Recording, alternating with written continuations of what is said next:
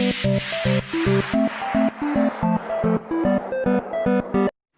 teman-teman, jangan lupa untuk di subscribe dan diaktifkan lonceng notifikasinya.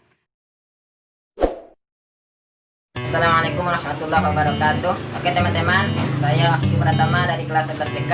Saya sekarang berada di tempat pembudidayaan ikan hias bersama calon pembudidayaan ikan hias terbesar di Kota Padang, itu Peko. Boleh perkenalkan dirinya lebih lanjut? Oke, boleh. Terima kasih Wahyu. Perkenalkan teman-teman semua, nama saya Eko Azirwandi. Ya, seperti yang dikatakan tadi, calon pembudidaya ikan cupang terbesar di Kota Padang. Amin ya, mudah-mudahan kita lagi proses menuju ke sana. Pak, Ya. saya mau bertanya-tanya tentang ikan hias ini. Ya, Ngomong-ngomong, sejak kapan usaha Pak dimulai? kalau untuk usaha ini dimulai sebenarnya masih sekitar 8 bulanan. Nah, karena awalnya dulu Bapak hobi. Nah, hobi merawat dan melihara ikan cupang. Nah, hobi ini pun sebenarnya dari kawan. Nah, jadi waktu itu awalnya adalah di bulan puasa tahun 2019, tepatnya di bulan Agustus. Bapak diajak oleh salah seorang kawan untuk melihat-lihat ikan cupang ya, di daerah Muaro di Padang waktu itu. Nah, ketika Bapak lihat, Bapak tertarik juga karena dulu kan kita tahu ikan cupang ini hanya ikan cupang yang biasanya diadu-adu oleh anak SD kan. Nah, sekarang ini kan ikan cupang ini banyak variasinya. Nah, karena waktu itu Pak tertarik karena melihat ikannya cukup bagus, Pak beli satu. Sampai akhirnya koleksi 4 ekor. Nah, setelah koleksi ikan Bapak 4 ekor, nah waktu itulah Pak mulai tertarik untuk membudidayakan, Pak beli betinanya gitu. Ya, kira-kira seperti itu proses awalnya. Jadi dari teman Bapak dapat inspirasi, Iya. motivasi untuk memilih usaha ini. Kalau untuk motivasi sebenarnya bukan dari teman, melainkan karena pemasaran ikan cupang sekarang kan lagi tren sekali ya, lagi trending. Nah, karena memang Bapak lihat waktu itu usaha ikan cupang ini menjadi usaha rumahan yang rasanya cukup prospek juga untuk dijadikan bisnis, makanya Bapak tertarik. Berawal dari anak-anak sekitaran sini sebenarnya. Nah, awalnya karena memang Bapak beli betina, Pak budidaya, kemudian dia ada anak-anaknya, dia umur 3 bulan, waktu itu Pak pajang di dekat sini. Nah, kebetulan ada anak-anak yang datang main ke sini, bang jual bang. Awalnya Pak tak mau jual, karena kan kita koleksi aja. Nah, akhirnya besok anak-anak balik lagi sampai 3 kali, akhirnya ya udah ambil aja. Bapak bilang waktu itu, itulah sehingga tertarik untuk menjadikan bisnis. Ngomong-ngomong, biasanya penetapan harganya berapa yang paling maksimal? Kalau kita di sini karena melihat kondisi kita masih di daerah yang cukup dibilang di kampung. Nah, konsumen kita anak-anak, jadi pasarannya masih harga 8 ribuan yang untuk ikan yang biasa gitu. Ya, dari harga 8.000 sampai harga tertinggi itu sekarang 25.000. Biasanya kendala apa yang Bapak rasakan ketika membiayakan? Kalau untuk kendala sebenarnya yang namanya kita usaha tentu ada beberapa kendala, baik dari sisi waktu kita. Ya, kalau kita namanya merintis usaha, tentunya kita harus lebih sabar dan lebih menggunakan tenaga kita sendiri untuk mengembangkan supaya kita punya.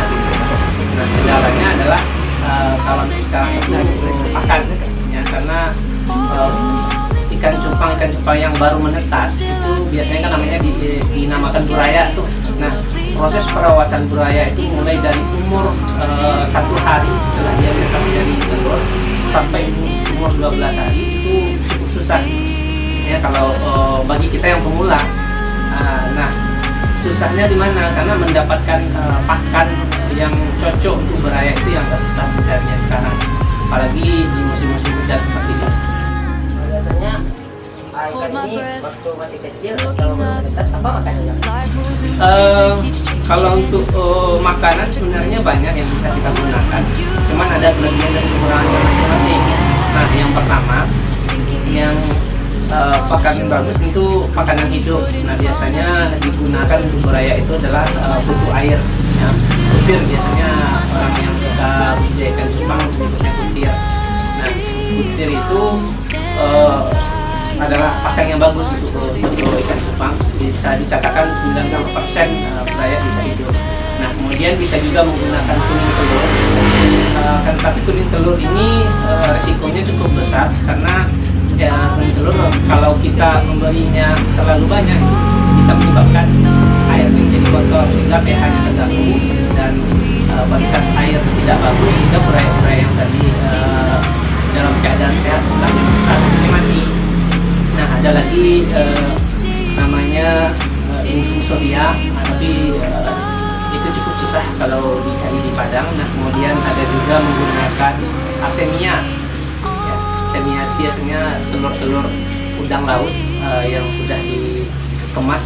Ya, itu tuh nanti ada juga proses untuk menetaskannya. Ya, proses menetaskannya mungkin lain waktu kita bahas ya. Saya masih kurang mengerti atau paham apa perbedaan ikan hias yang jantan atau ikan cupang jantan dengan betina? Oh, ikan cupang hias jantan dan ikan betina. Kalau sekilas pandang kita bisa melihat perbedaannya sangat jelas ya. Biasanya kalau dari tubuh, ya, kalau kita lihat dari tubuhnya, ikan jantan itu tubuhnya itu lebih ramping ketimbang ikan yang betina. Nah, kalau ikan betina biasanya tubuhnya lebih gemuk ya dari ikan jantan. Nah, kemudian dari kondisi sirip pun berbeda. Nah, kalau ikan jantan siripnya itu agak lebar dari si betina, baik itu dari jenis plakat, dari jenis frontal, halfmoon dan sebagainya.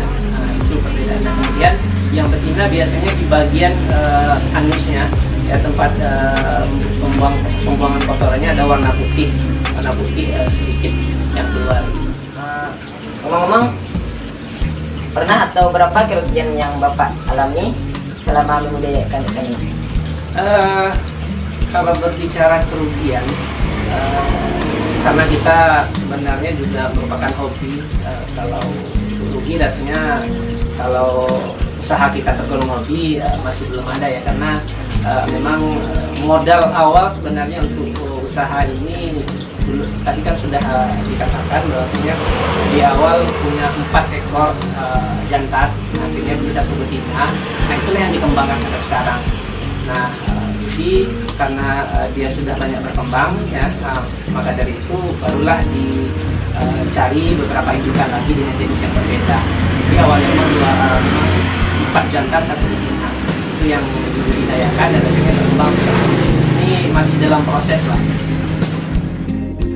Kalau boleh tahu, apa inspirasi Bapak atau motivasi yang bisa Bapak berikan untuk kami cara mengambilkan ikan ini, atau cara yang mudah atau cepat untuk dikembangkan atau membudidayakan ikan ini? Jadi kalau untuk motivasinya itu kembali pada kita sebenarnya dalam membangun sebuah usaha, apalagi ingin menjadikan usaha itu sebagai bisnis, tentu kita butuh kesabaran dan loyalitas dan perjuangan untuk membangun usaha tersebut.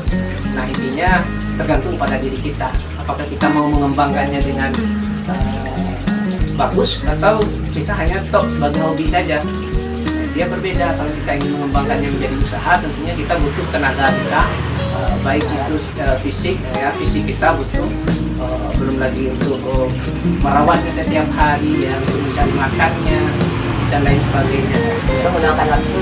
Ya, betul, meluangkan waktu untuk merawat ikan-ikan yang bisa dikatakan lumayan lah. Sekarang untuk stok ini yang di depan mungkin ini yang bisa dinaikkan ke depan, di belakang masih ada lagi sekitar 1.500 ekor lagi. Alhamdulillah, Pak.